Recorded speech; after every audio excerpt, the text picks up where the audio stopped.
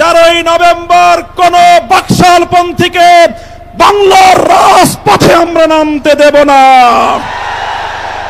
রক্ত দিয়ে যেই ফ্যাসিবাদ বিদায় করেছি, প্রয়োজনে আবার রক্তের সাগর প্রবাহিত হবে, বাংলার মাটিতে ফ্যাসিবাদ ফিরে আসবে না। সরকার যদি 8 দলীয় নেতৃবৃন্দের শান্তিপ্রিয় ভাষা বুঝতে ব্যর্থ হয়, যেই ভাষায় বললে সরকার বুঝবে, আমরা সেই ভাষাই প্রয়োগ করব। নারে তাকবীর, নারে তাকবীর, নারে তাকবীর। জাতীয় সংসদ নির্বাচনের পূর্বেই গণভোটের মাধ্যমে জুলাই সনদকে চূড়ান্ত আইনি ভিত্তি প্রদান করতে হবে। দেখতে পাচ্ছি বাংলাদেশ আজ 2 ভাগে বিভক্ত। এক ভাগ 72-এর বাকশালপন্থী, আরেক ভাগ জুলাইয়ের বিপ্লবপন্থী। আজ বাংলাদেশের প্রতিটি রাজনৈতিক দল এবং পক্ষের কাছে আমার সুস্পষ্ট জিজ্ঞাসা, সবাই যার যার অবস্থান পরিষ্কার করুন। হয় আপনি জুলাই বিপ্লবের পক্ষপাতী, আর না হয় আপনি 72-এর বাকশালপন্থী। 72-এর পরাজিত বাকশালপন্থীরা আগামী 13ই নভেম্বর বাংলাদেশের বিরুদ্ধে লকডাউনের নামে যুদ্ধের ঘোষণা দিয়েছে। আমি ঘোষণা করতে চাই, 13ই নভেম্বর কোন বাকশালপন্থীকে বাংলার রাজপথে আমরা নামতে দেব না। যদি কেউ নামবার অপচেষ্টা চালায়, আমরা তাদেরকে রাজপথে মোকাবেলা করব ইনশাআল্লাহ। সংগ্রামী সাথী ও বন্ধুগণ, 2024-এর জুলাই বিপ্লব সহস্রাধিক তাজা প্রাণের রক্তের বিনিময়ে অর্জিত এই বিপ্লব। এই বিপ্লবের ভিত্তিতে আগামী বাংলাদেশ পরিচালিত হওয়ার জন্যই ঐক্যমতের ভিত্তিতে জুলাই সনদ প্রণীত হয়েছে। এই জুলাই সনদ কোন কাগজে সনদ হিসেবে আমরা দেখতে চাই না। জুলাই সনদকে আমরা আগামীর বাংলাদেশের রূপরেখা হিসেবে দেখতে চাই। এজন্য আমরা 8 দলের পক্ষ থেকে বলেছি, অনতিবিলম্বে জুলাই সনদকে সরকারি আদেশের মাধ্যমে এর প্রাথমিক আইনি ভিত্তি প্রদান করতে হবে। এরপরে আগামী 13শ জাতীয় সংসদ নির্বাচনের পূর্বেই গণভোটের মাধ্যমে জুলাই সনদকে চূড়ান্ত আইনি ভিত্তি প্রদান করতে হবে। এর ব্যত্যয় হলে জুলাই বিপ্লবপন্থীরা বরদাস্ত করবে না, সেটা মানবে না।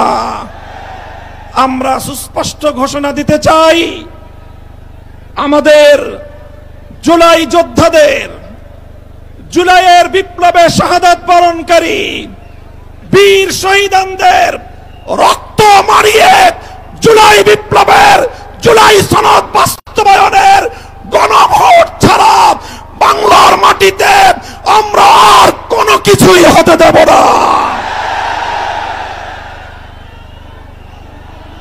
আমি জানি না জাতীয় নির্বাচনের আগে জুলাই সনদ বাস্তবায়নের লক্ষ্যে গণভোট হলে কার কি সমস্যা, সেটা আমাদের বুঝে আসে না। আমাদের সমস্যা হলো, জুলাই সনদের গণভোট ছাড়া যদি জাতীয় সংসদ নির্বাচন অনুষ্ঠিত হতে থাকে, জাতীয় সংসদ নির্বাচন যদি তফসিল ঘোষণা হয়ে বাস্তবায়িত হয়, অনুষ্ঠিত হয়, সেখানে অনেকগুলো বড় বড় জটিলতার সৃষ্টি হবে। তার মধ্যে অন্যতম একটি হলো, দ্বিকক্ষ বিশিষ্ট জাতীয় সংসদের উচ্চ কক্ষ কিভাবে গঠিত হবে, কিভাবে রাজনৈতিক দলগুলো তাদের নির্বাচনী ম্যানিফেস্টো তৈরি করবে, জাতির সামনে তারা তাদের উচ্চ কক্ষের 100 সদস্যের তালিকা কিভাবে প্রকাশ করবে, এই সকল বিষয়ের কোনো সদুত্তর তাদের কাছে নাই।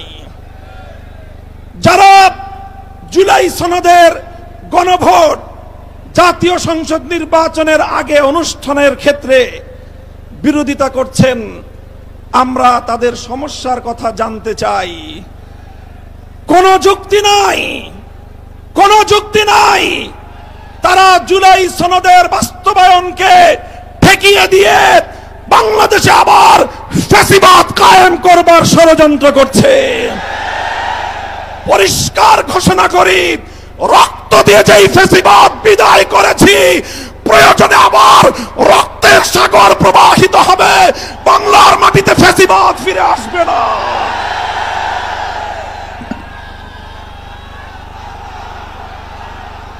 রাজনৈতিক পক্ষগুলোকে বলতে চাই, আমরা রক্ত দিয়েছি বালাকোটে, আমরা রক্ত দিয়েছি শাপলা চত্বরে, আমরা রক্ত দিয়েছি 2015 সালে, রক্ত দিয়েছি 2021 সালে, রক্ত দিয়েছি জুলাই বিপ্লবে।